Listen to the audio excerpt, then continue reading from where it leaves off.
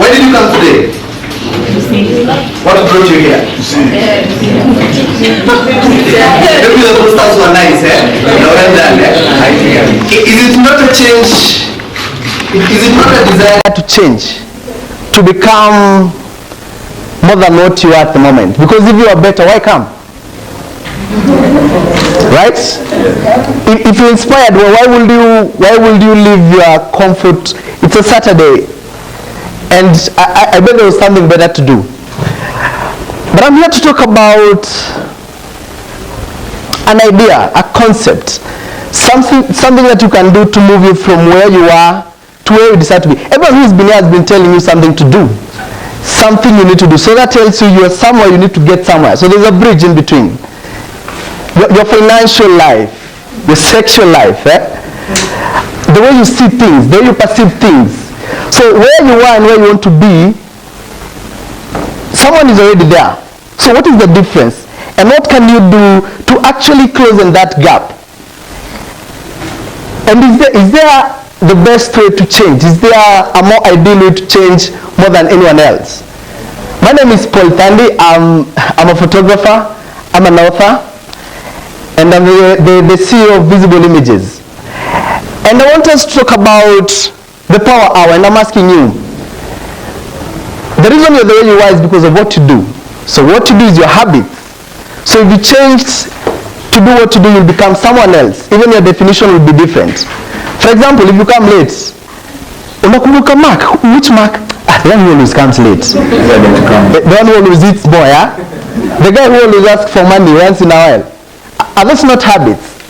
So which one habit could become an umbrella for you?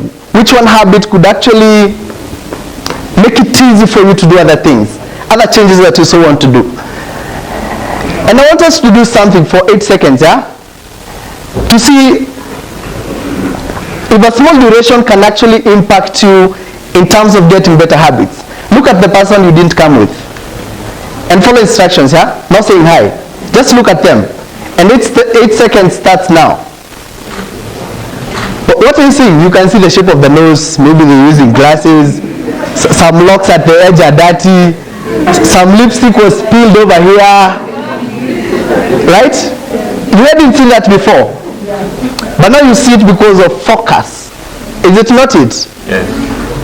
So the focus I'm about to tell you, and that brings us to the definition of what is the power hour? What is the power hour? In 24 hours, in the whole cycle of a day, can you get a time to do something that impacts today and tomorrow? Can you do just one thing? Let's say you started working out in Feb. How far is Feb from today? How will you be looking? So it's the consistency that builds it, is it not? Yes. So now, in every 24 hours, can you get a focus time? Does not matter how long it is. Doesn't have to be 10 hours. Does not have to be an hour. It just needs to start. So, there are things that hold on to this power hour. And there are pillars that hold on to this one habit that you can actually be able to come up with a formula to make things get done. If I sat you down and you came up with a list, how many things have you not done yet you know if you did then it will change your life? You're an entrepreneur. You need to understand business. You need to understand the legal structure. You need to understand something I hate, accounting.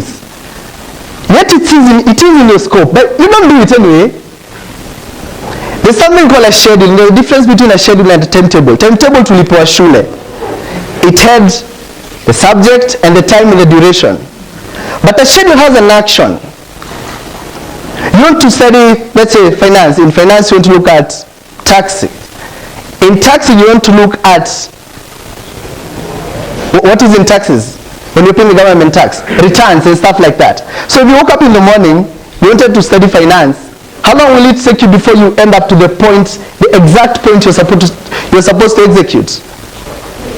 So before you sleep, and this is I'm telling you what I'm doing at the moment.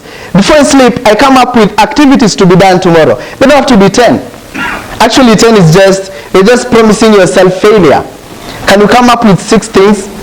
Even if you did 3 and did them conclusively, you don't have to do them tomorrow. It's better than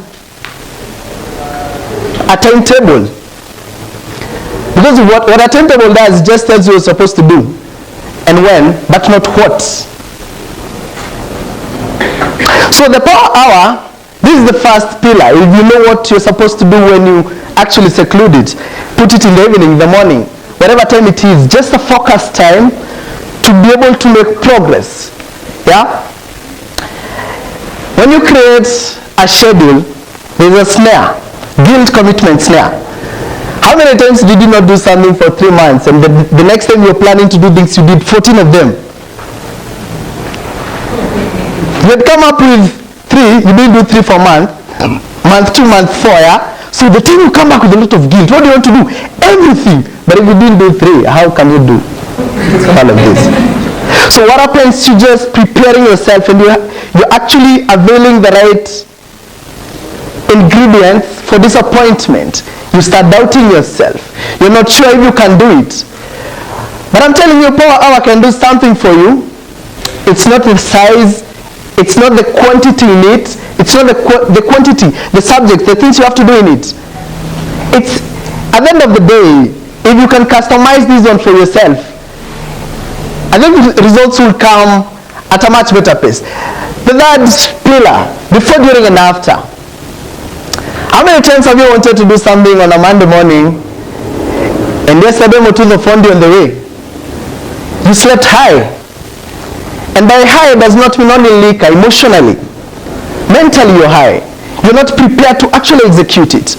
If you can take care of what happens before, how do you leave your desk before you wake up in the morning? Do you waste 20 minutes putting the laptop, getting out the clothes, taking the cup you used last night, there are some socks you threw? What would happen if everything was set? The table is clean, laptop is there, you have your schedule here, the 5 things you need to do, and what to do when that time gets here. Don't you think that will be a little faster? Don't you think you can do more in a very short time? In these 8 minutes, I gave you the right to stare at someone. You actually did just one thing. You don't need to do everything. And the biggest handle of this is just starting. Just getting started. During, what do you do when that time comes? You slept thinking of doing ABCD, you wake up, you think, but I think so is important, yeah? I think I can actually, so when you start having those conversations, you're losing something called the willpower. That thing you dive out of bed and you feel, you're living on top of the world, you want to do at least 5 things. And I'm not talking about getting time out of time that has been already dedicated. If you're at work and you really want to do this, what is the probability you want to do it in a week? What is the probability there's work that will keep you in the office longer? And after, do you reflect on things you did? If I asked you what you did last week, can you tell me? Can you be able to develop an object, something you're doing? Again, entrepreneurship. I'm an entrepreneur, so that's a very easy ground for me. You want to recruit more clients, but you said you'll do emails and you have them, and you actually send them.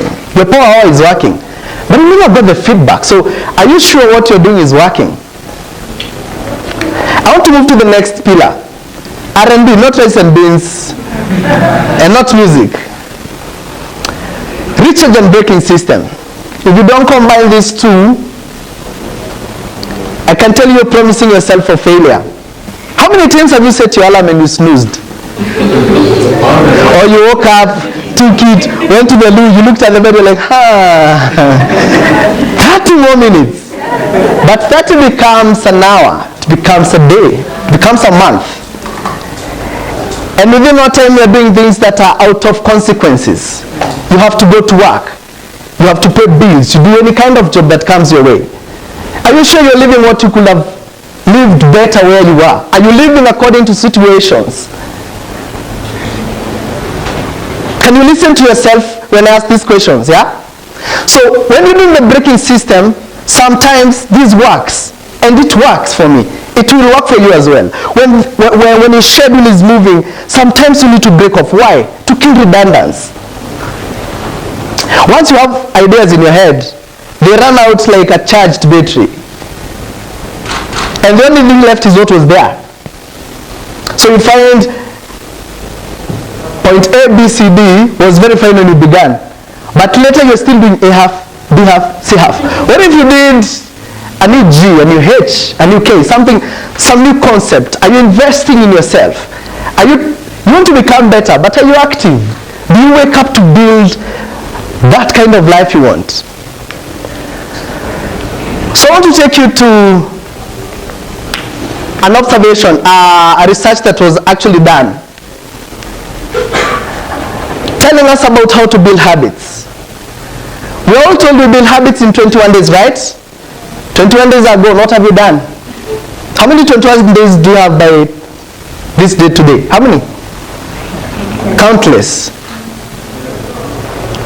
So, this guy, Mats was, he was a plastic surgeon, and every time he would change a nose and hear something different, new lips, fans of keeping up with the Kardashians, New Year's, everything purchased according to what you want adjusted.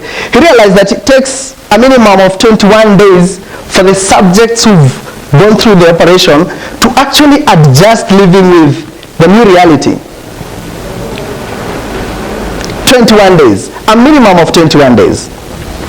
So what he did, he observed his patients. And this it was in 1950. In 1960, he went ahead and did a book on the same. Do you know what got influenced?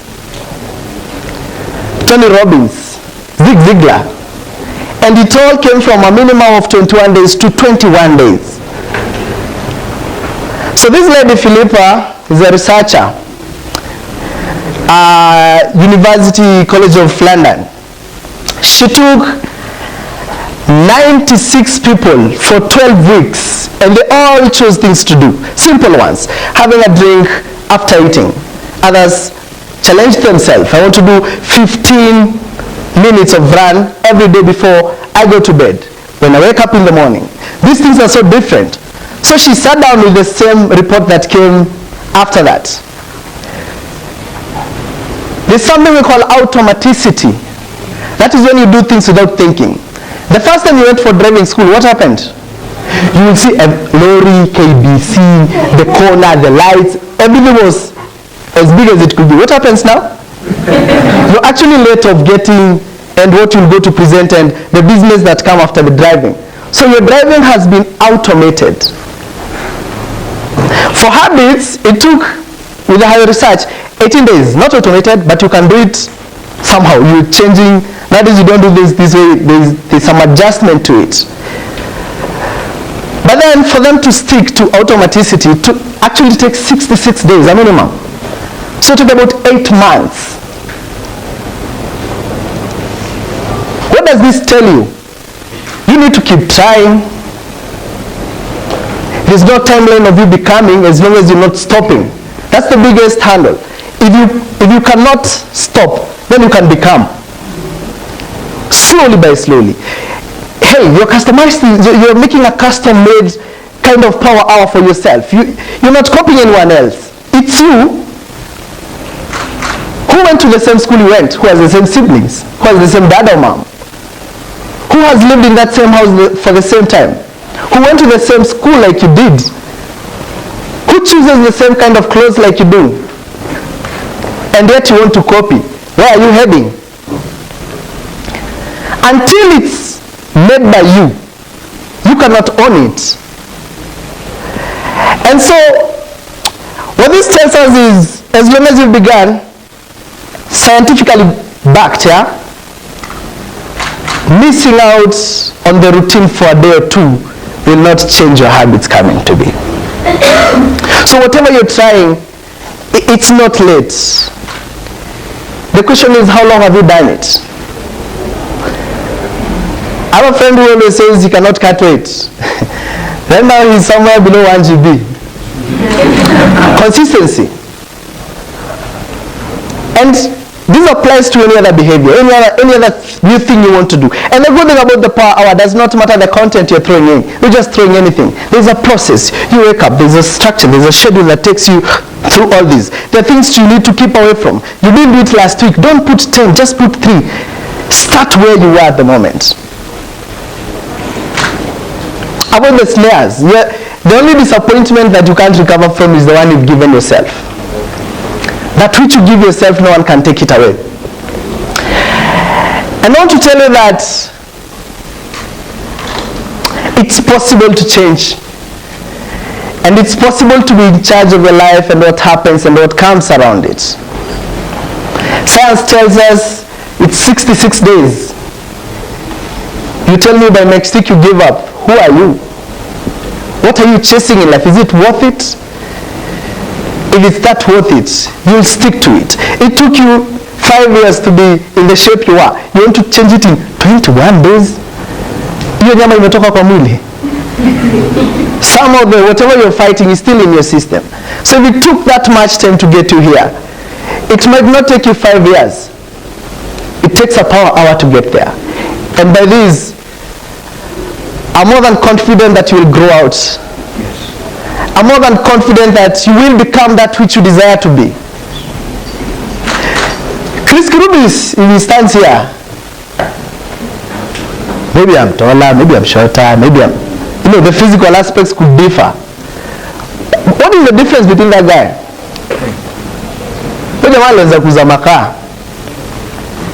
But he's who he is. Why? What makes him who he is at the moment? Consistency.